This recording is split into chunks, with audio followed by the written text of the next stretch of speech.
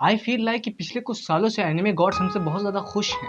I mean how else can you explain the share amount of good animes in recent years? There are some good animes, some great animes and some absolutely fantastic animes जिनको मैं बिना किसी doubt के 10 out of 10 की rating दे दूं। But you know there have been some animes, 3 in particular, जो मेरे लिए गुड या ग्रेट के भी बियॉन्ड जाते हैं। मैं सिंपली इन एनिमेज को रेट नहीं कर सकता। मेरे लिए वो एनिमे इतने सिंपल नहीं कि आई लाइक देम और it's a 10 out of 10 anime for me, because my feeling on them are much heavier than that. और आज मैं उन्हीं तीनों में से एक की बात करने वाला हूँ। And to be honest I am a little scared of this review कि शायद मैं इस एनिमे को जस्टिस ना दे पाऊँ, या उससे भी बुरा खुद को। But I am going to try regardless of that. बस एक बात का ध्यान रखना कि इस वीडियो में कुछ माइल्ड स्पॉयलर्स होने वाले हैं, ताकि मैं आप लोगों को प्रेमिस अच्छे से समझा पाऊँ। सो वेलकम दोस्तों, my name is anime blaze और आज re zero starting life in another world from zero. So let's start.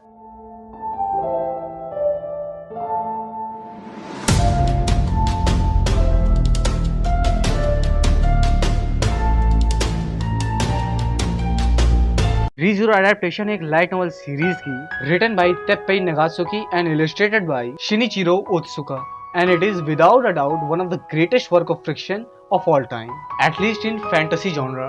तेप्पेई Nagasaki sensei के बारे में दो बात जान लो। पहला तो ये बंदा जीनियस है, एंड दूसरा ही इज अ मैडमैन। इतना समझ लो कि इनकी स्टोरी टेलिंग का जो स्टाइल है वो काफी डिफरेंट है और फ्रैंकली टेरिफाइंग भी। लास्ट ईयर जब मैं रीज़ीरो की वेब नॉवेल पढ़ रहा था तब मैंने उनका ये यूनिक स्टाइल एक्सपीरियंस किया, क्योंकि depending on the characters mental status writing style में माइनर चेंजेस आया करते थे, पर उनका इम्पैक्ट बहुत ही ज्यादा मेजर हुआ करता था।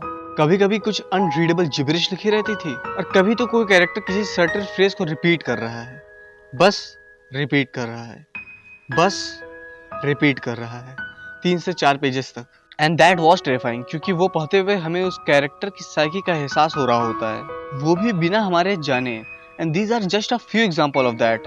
अब जब किसी वर्क को इतनी लेयर्स के साथ लिखा गया है तो वन वुड थिंक क्या इसका एक अच्छा एडेप्टेशन पॉसिबल भी है?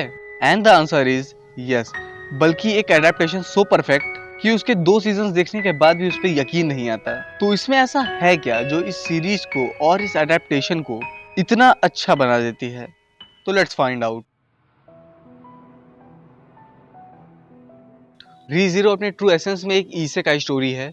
Isekai literally translated to another world is a subgenre in fantasy, जिसमें हमारा प्रोटैगनिस्ट एक अलग दुनिया में या तो टेलीपोर्ट हो जाता है, या तो समन किया जाता है, और या तो रीइंकार्नेट हो जाता है। टिपिकली ये फैंटेसी वर्ल्ड होते हैं ऑफ मैजिक एंड सॉर्ट्स। अब इन लास्ट डेकेड और सो इसेकाई जॉनरा डोमिनेटिंग जॉनरा बन चुका है एनी मांगा इंडस्ट्री का। But that doesn't necessary mean कि इसेकाई जॉनरा में बहुत सारे अच्छे एनिमे हैं।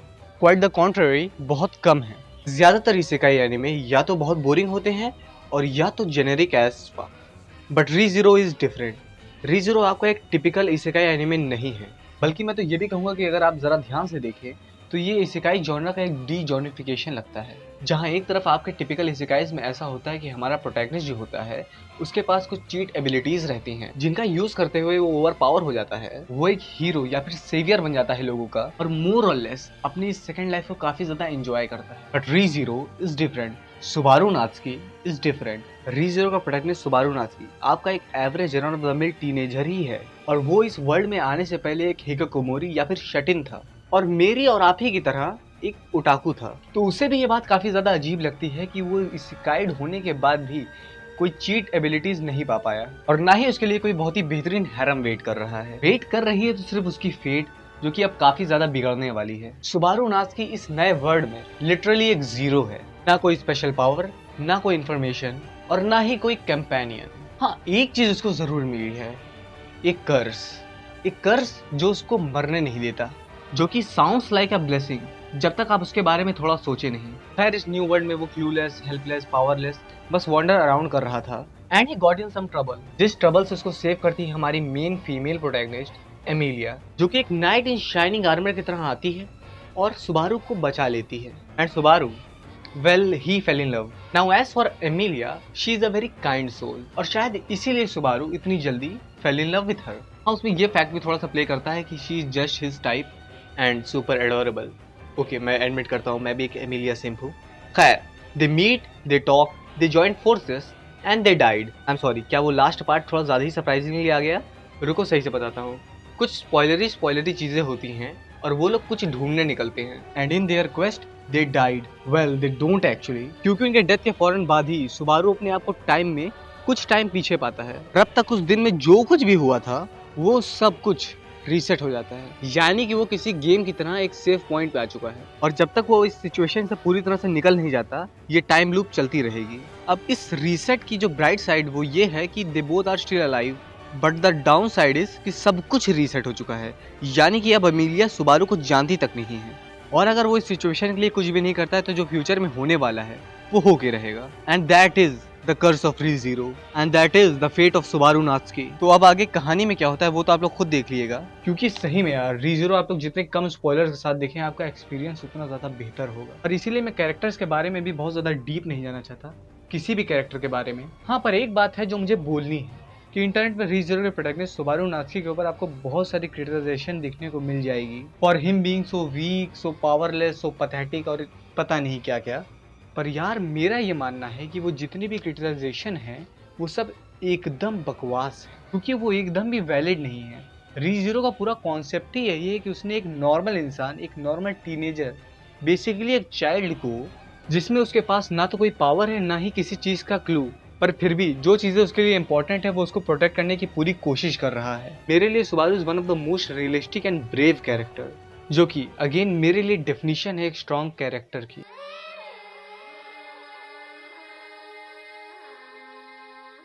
As far as this adaptation goes, इसका एनिमेशन, म्यूजिक सब कुछ टॉप क्लास का है। फर्स्ट सीजन इसका अच्छा था, बट सेकंड सीजन इसका ऑलमोस्ट अनरियल है। एनिमेशन पहले से भी अच्छा दिखता है, जो कि पहले सीजन में बहुत ही ज्यादा अच्छा था, और केनिचिरो सोहिरो की music is also up a notch. But the biggest thing White Fox did in this season, जिसके लिए वो दुनिया भर की रिस्पेक्ट डिजर्व करते हैं, वो है कि उन्होंने सेकंड सीजन में सारे के सारे एपिसोड एक्सटेंडेड बनाए। वो स्टैंडर्ड 23 मिनट्स के नहीं थे, वो बल्कि 29, 28 ऐसे मिनट्स के थे। और ये सिर्फ उन लोगों ने इसलिए किया ताकि वो लोग वेब नॉवल को अच्छी तरह से जस्टिस दे पाएं। और चीज़ें यहाँ पे ख़त्म भी नहीं होती है। उन्होंने सेकंड सीजन के ऑलमोस्ट हर एपिसोड में ओपनिंग और एंडिंग बजाई ही नहीं है, और यही वजह है कि मैं इस एडेप्टेशन की इतनी प्रेजेस कर रहा हूँ। इन्होंने बिना किसी rushing and cutting of content पूरा का पूरा सीजन जो आर्क 4 को अडेप्ट करता है वेब नॉवल की, उसको अडेप्ट किया। और इसीलिए Re:Zero का सेकंड सीजन मेरे लिए एक परफेक्ट एडेप्टेशन है। कोई और light novel / web novel adaptation इसके क्लोज तक नहीं आता। भाई मेरा तो सिर्फ सैल्यूट करने का मन करता है स्टूडियो को।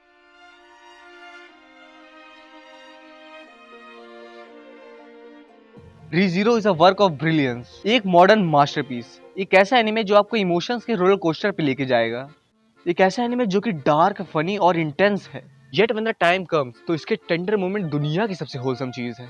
Re:Zero is an anime full of amazing characters जिनकी development throughout the series बार बार खुद को सरपास करेगी और आपको surprise. Re:Zero is an isekai, but it's one of its kind, and that's it. मैं अपनी पूरी शिद्दत से एनीमे आपको रेकमेंड करूंगा। एंड आई नो कि आप में से मेजॉरिटी लोगों ने Re:Zero देख रखा है, के लिए मेरे पास एक स्पेशल इनविटेशन है कि अपने थॉट्स Re:Zero के बारे में, सुबारू नात्सुकी के बारे में, एमिलिया के बारे में और सब चीज़ के बारे में कमेंट सेक्शन में मुझे लिख के बता दो। और जिन लोगों ने अभी तक नहीं देखा है वो पहले एनीमे देख लें, उसके बाद आके लिख देंगे। और हाँ, एक चीज़ तो भूलना मत, इस वीडियो को लाइक कर देना यार।